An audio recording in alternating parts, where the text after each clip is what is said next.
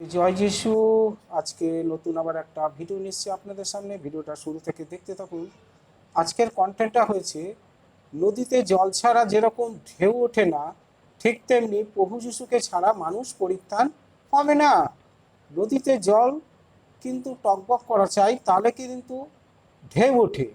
হ্যাঁ, জোয়ারের কিন্তু ঢেউ ওঠে। ঠিক তেমনি প্রভু যিশুকে ছাড়া কিন্তু কোনো মানুষ পরিত্রাণ পাবে না, মানে উদ্ধার পাবে না, কখনো না, কোনো দিনও না। যে যাই বলুক, যে যাই করুক না কেন, প্রভুর চরণতলায় কিন্তু আপনাকে আজ না কাল একদিন আসতেই হবে, নাহলে উদ্ধার তুমি পাবে না। যতই যাই হোক, যে কর্মই করো, যতই ঠাকুর দেবতার পূজা করো না কেন, প্রভুর কাছে তোমাকে আসতেই হবে। তাই এখানে কহেন যে যিশু খ্রিস্ট শান্তির মালিক।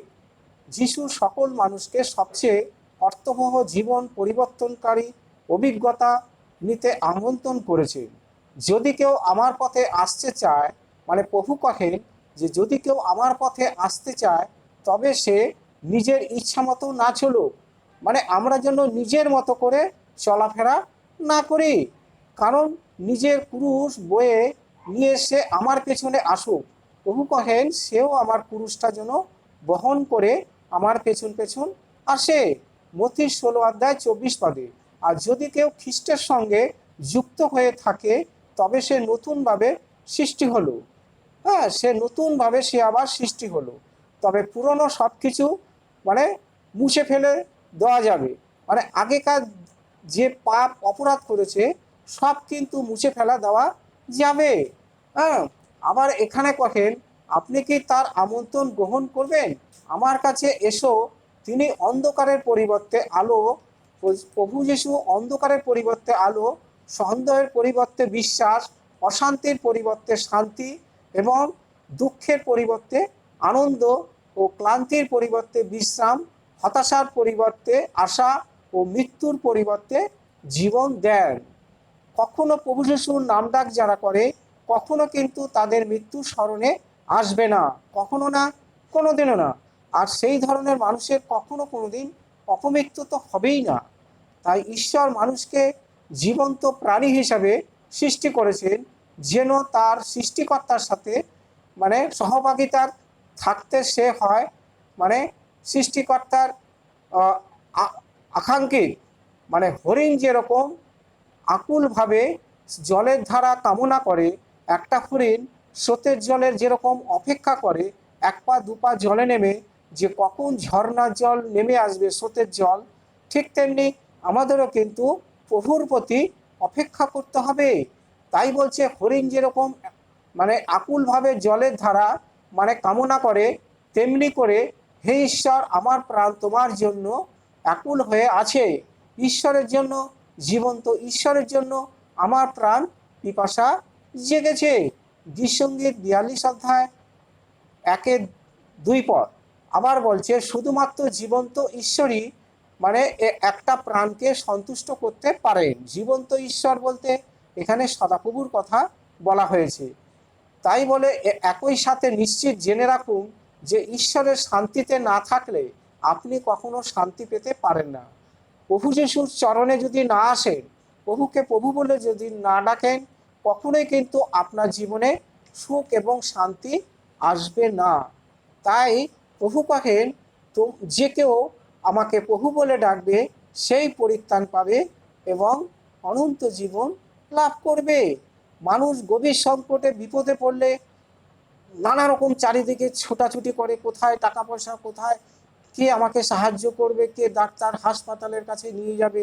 হ্যাঁ, এই রকম নানা রকম চিন্তা ভাবনা করে। আমি একটা উদাহরণ দিচ্ছি।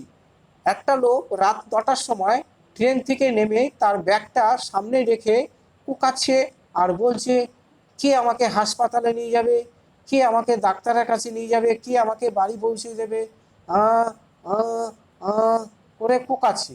তখন আমার বন্ধু মানে বললাম যে, ভাই তুমি একটু প্রার্থনা করে দাও ওনার নামে, উনি তো এরকম কুকাচ্ছে, ট্রেন থেকে নেমেছে। তখন উনি নাসরাতের প্রভু যিশুর নামে প্রার্থনা করলো। দেখলাম ওনার প্রার্থনা কার্যকারী হলো না।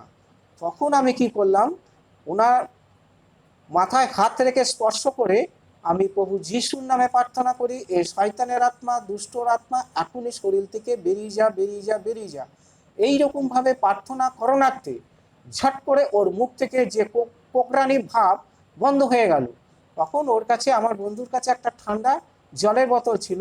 সঙ্গে সঙ্গে আমি জলের বোতলটা সিপিটা খুলে তার প্রার্থনা করলাম, তার চোখে মুখে দিতে বললাম এবং দুঢক খেলো। সঙ্গে সঙ্গে শরীর সুস্থ সবল চাঙ্গাই হয়ে গেল। তখন আমি বললাম, আপনি এখন কেমন বোধ করেন? বলছে, আমি এখন আগে থেকে অনেক ভালো আছি। তখন সে নিজেই স্বীকার করলো, আমি যখন কলকাতা থেকে রাস্তা দিয়ে আসছিলাম হলিগলি দিয়ে, তখন কেউ আমার হয়তো পেছন নিয়েছিল, তাই ট্রেনের মধ্যে আমি এইরকমই কিন্তু কোকড়াতে কোকড়াতে এসেছি এবং এইখানে এসে ব্যাগ রেখে আমি মাথা নিচু করে এইরকমভাবে ছটপট ছটপট করছিলাম। তো দেখুন, একটু আগে কিন্তু বলছিল কে হাসপাতালে নিয়ে যাবে, কে বাড়ি পৌঁছে দেবে, আমি কিভাবে বাড়ি যাব, নানা রকম কথা বলছে। তখন আমরা যখন প্রভুর নামে প্রার্থনা করলাম, তখনই কিন্তু দুষ্ট আত্মা ছেড়ে চলে গেল আর লোকটা কিন্তু সুস্থ সবল চাঙ্গাই হয়ে গেল। তা এই কাজটা কে করলো? আমি করেছি? আমি করিনি, প্রভু করেছি। প্রভুর কাছে প্রার্থনা করলে প্রভু কি না পারে?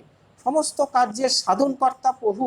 তাই প্রভু বলেন, তোমরা কখনো কোনোদিন মানে সন্দেহ করো না এবং আজীবনকাল আমাকে ধরে থাকো, শুধু বিশ্বাস করো, আমার উপরে নির্ভরশীল হও এবং প্রার্থনার মাধ্যমে আমার কাছে চাইতে থাকো।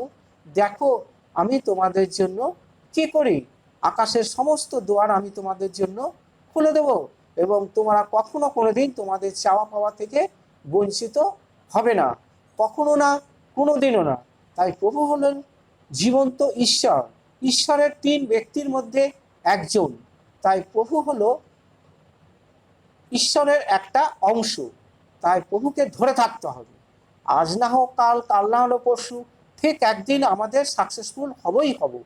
তাহলে প্রভু স্বর্গের দূত পাঠিয়ে আমাদেরকে পরীক্ষা করে যে আমরা প্রভুকে মানে ঈশ্বরকে কতটা ভালোবাসি, কতটা ভক্তি শ্রদ্ধা করি, মানে কতটা আমরা ঈশ্বরকে মানে মন প্রাণ অন্তর দিয়ে প্রার্থনা করি। এইগুলো কিন্তু মর্মের পরীক্ষা নেন।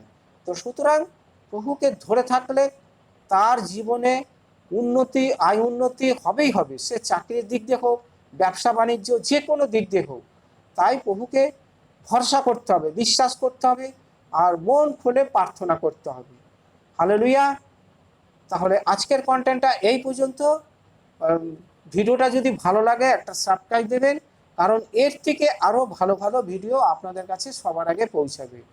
সবাইকে জয় যিশু। প্রভুর কাছে প্রার্থনা করি আপনারা ভালো থাকুন, সুস্থ থাকুন আর প্রভুর দৃষ্টিপাত আশীর্বাদ যেন আপনার এবং আপনার পরিবারের প্রতি থাকে এবং মঙ্গলময় প্রার্থনা দ্বারা প্রভু যেন আপনাদের সমস্ত দিক দিয়ে সুস্থ সবল চাঙ্গাই করে। আমি নাসরাতে প্রভু যিশুর নামে প্রার্থনা করি, আমেন।